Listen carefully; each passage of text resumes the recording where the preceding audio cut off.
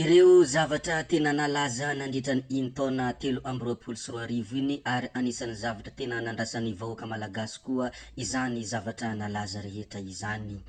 Ny antony zany dia tena tia zavatra malaza tokoa i malagasy ary ndeha ry hidirantsika inona daholo ny zavatra nalaza nandritran'izay taona 2024 izay. Anatiny izay zavatra malaza izay dia marobe ny zavatra andrasan'ny malagasy amin'izany, ao ny fahafahambarakany sasany ary ao koa ny fandresen'ny sasany ka izany daholo no anisan'ny zavatra izay tena andrasan'ny malagasy. Nefa dia tena diso fanantenana daholo ny malagasy nandritra ny ireny zavatra malaza ireny ary indrindra tsy araka izay niheritreretin'izy ireo ny zavatra nivoaka aorian'ny falazany ireny zavadrehetra ireny. Manoloana ny falazany ireny zavadrehetra ireny dia inona no zavatra izay tena nandrasan'ny malagasy amin'izany zavatra malaza izany. Ny malagasy sasansasany manko dia miandry ny fahalavony olona anankiray ary miandry ny fandresen'ny olona anankiray ihany koa raha vantany vao misy zavatra toy ireny eto amin'ny tany sy ny firenena. Mialohany hidirantsika amin'izay zavadrehetra izay ry tompoko vavy sy tompoko lahy koa dia azadiny foana ny miabone ny chaîne tsika. Ndeha ry hidirantsika ny resaka tsika. Inona ireo zavatra tena nalaza tamin'ny taona 2024 teto a Madagasikara? Ny voalohany indrindra dia ny mikasika any Generaly Serge Zele sy Andriamatoa Andry Bihary izay anisan'ny tena nalaza ary nandrasan'ny malagasy maro anisa tokoa. Raha vantany vao nisy direct moa dia be dia be ny malagasy mpanaraka izany tao amin'ny Real TV ary izany no nahafantarana fa tena nandrasan'ny malagasy tokoa ity raharaha ity. Inona moa ity raharaha ity? I Andry Bihary dia niteny hamoaka pirofo amin'ny General Serge ary ohatrany hoe vakibatsilana mihitsy ny zavatra teto zay tamin'izany fotoana izany. I malagasy moa dia tena niandry fatratra ity raharaha ity ary niandry fatratra izay zavatra havokany Andry Bihary. Nanantena mafy ny vahoaka malagasy tamin'izany hahita pirofo mivaingana ary hahita ny zavatra miafina izay ao amin'ny fitondrana satria ny malagasy rehetrarehetra moa dia mieritreritra fa misy zavatra miafina ao anatin'ny fitondrana ao. Nanaiky moa i General Serge Zele tamin'izany fotoana izany raha hifanao debat tamin'ny Andry Bihary ary tena niandry fatratra izany no nahatonga ity raharaha ity tena nalaza ka tena nalaza tokoa. Satria nilaza i Andriamatoa Andry Bihary tamin'izany fotoana izany fa anome pirofo fa tena nivonoana ilay tao amin'ny helikoptera ary anisan'ny saika hivonoana koa i Generaly Serge Zele.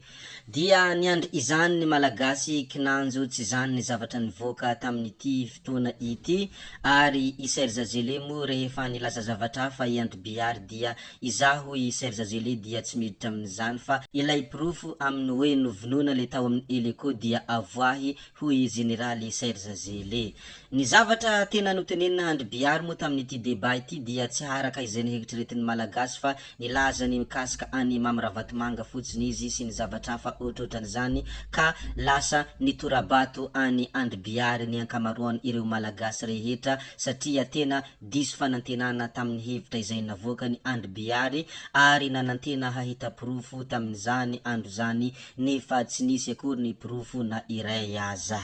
Niteraka resabe moa ity débat ity ary anisan'ny azo lazaina fa tena nalaza tokoa. Ny zavatra faharoa izay anisan'ny tena nalaza ihany koa tamin'ny taona 2024 dia ny raharaha mikasika any Wawa mpanakanto na hoe mpanakanto Wawa izay nandohalika teo anatrehany filoham-pirenena Andry Nirina Rajoelina. Nalaza tokoa ity resaka ity ary tena niteraka resabe tao amin'ny tambanjotra Antserasera fa i Wawa ilay mpanjakany Salegy dia nandohalika teo anatrehany filoham-pirenena mambahoaka tsy iza izany fa Andry Nirina Rajoelina. Raha tsy ahivina tokoa ny tantara dia ny antony nampandohalika ny Wawa teo anatrehany filoham-pirenena dia ny niangaviny fa hoe tokony avoaka iny ny donia satria mizaka izany tsy fahasalamana izany izy ary niangavy mafy ampanetrentena indrindra ny talao ny antso mafy ka izany no nahatonga ity Wawa ity nandohalika teo anatrehany filohan'ny repoblika.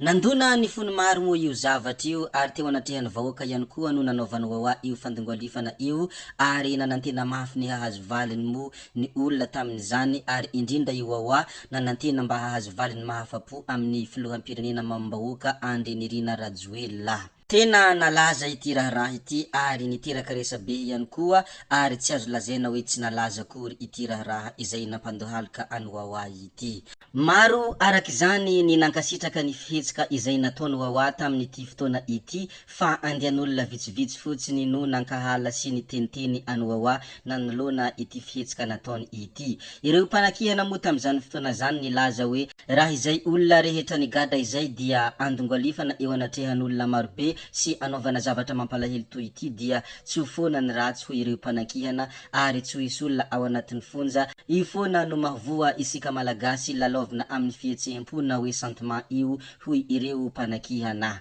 Fa ireo andehan'olona maro dia nankasitraka ity fihetsika ity satria nitaky amin'ny rariny izy ary nitaky amin'ny hitsiny koa dia rariny ratoaka avoaka ary rariny ratoaka andongoalifana ka nahazo tehaka be mihitsy io Wawa tamin'ity fihetsika izay nataony ity ary anisan'ny nalaza na azo lazaina hoe coup de cœur mihitsy ary tena nampalahelo ny fihetsika izay nataony Wawa tamin'ity fotoana ity. Ny fahatelo izay anisan'ny tena nalaza indrindra teto Madagasikara ary niteraka resabe tao amin'ny tambanjotra antserasera ihany koa ity hitantsika amin'ny sary ity ny fahalasany tompoko vavy Nini Donia la reine di Salegy na hoe mpanjaka vavy ny Salegy ka niteraka resabe teo anatrehan'ny tambanjotra antserasera sy ny vahoaka malagasy. Tsy hamofo tamande akory isika sanatria fa zista mampiatsiahy ny zavamisy sy ny zavatra nalaza teto Madagasikara. Ny manaraka izany dia ny mikasika ny filohan'ny sena teo aloha Razafimahefà dia anisan'ny tena nalaza sy niteraka resabe tao amin'ny tambanjotra antserasera izy izay niantso antafika ary niantso ny vahoaka malagasy ihany koa indrindra ny mpanao politiky ka tena niteraka resabe ary ny sasany moa nilaza izy fa hoe tsy de salamasaina. Niantso ihany koa izy ny fianakaviam-be iraisam-pirenena ary niantso ny ray aman-dreny ara-panahy sy ray aman-dreny ara-drazana ihany koa. Io dia anisan'ny tena zavatra nahoraka be tao amin'ny tambanjotra antserasera indrindra fa Facebook izany tsy azo afenina ary tsy azo adinoana io zavatra io. Anisan'ny hafatra izay nomeny sy nambarany tamin'io fotoana io ihany koa moa ny hoe mila isika ny tanindrazantsika ary mila atambatra ny hery hoy Razafimahefà tam'izany fotoana izany. Ny anisan'ny nalaza ihany koa tam'izany fotoana izany ny raharaha Romy Vosy tany Londres izay anisan'ny tena nahoraka ka tena nahoraka ary nalaza ka tena nalaza ihany koa be de be no niandry ny vaovao mikasika an'ity Romy Vosy ity tam'izany fotoana izany ary indrindra ny tena nampalaza an'ity raharaha ity ary tena nivoiziny mafy mihitsy tam'izany fotoana izany ary mandraka ankehitriny tsy iza izany fa i Fanirisoa Erinaivo ilay mpitsara teo aloha mipetraka any ivelany Madagasikara na any ampitan-dranomasina any. Ireto dia tantara tsy fanadino, ireto dia zavanisy izahay moa dia mampiatsiahy ny zavatra izay tena nalaza tamin'iny taona 2024 iny.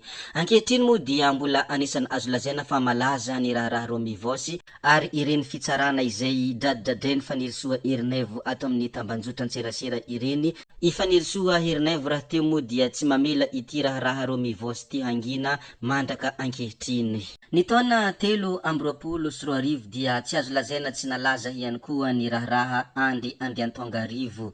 Andry Andiantongarivo moa dia vadiny ministra teo aloha, ministra Lalatina Rakotondrazafy, ministra ankehitriny moa ny vadiny tam'izany fotoana izany ary nalaza voasambotra izy nosamborina tao antranony ka niteraka resabe izany tato amin'ny tambanjotra antserasera. Rehefa nivoaka ity tranga ity dia maro ny ravoravo eo anatrehan'izany ihany koa dia be de be ny malahelo satria Andry Andiantongarivo rehefa nisaraka tamin'ny Lalatina ve dia gadraina hoy fanehoan-kevitra ireo olona izay namoaka ny hevitra fa ny sasany kosa dia niteny hoe misy farany ny zava-drehetra ity bandy ity dia anisan'ny tena nisetrasetra tam'izany fotoana izany ary nisetrasetra tamina generaly mitifitra basy olona sy ny sisa tsy voatanisa.